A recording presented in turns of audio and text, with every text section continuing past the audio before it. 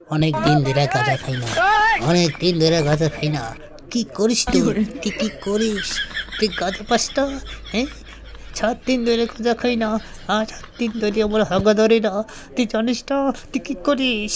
তুই এখানে দাঁড়িয়ে আছিস কেন? যা গাঁজা। স্যার, কোথায় গাঁজা পাচ্ছি না, কি করব? স্যার, আপনাকে একটা বুদ্ধি দিই। আপনি সিগারেট নিয়ে বাথরুমে বসে বসে টানবেন, দেখবেন অটোমেটিক আপনার হাগা এসে যাবে। সত্যি বলছি, এই কাজটি করুন, আপনার হাগা এসে যাবে। আমি এত কিছু বুঝি না, আমি গাঁজা চাই, নাহলে আমার হাগা আসবে না।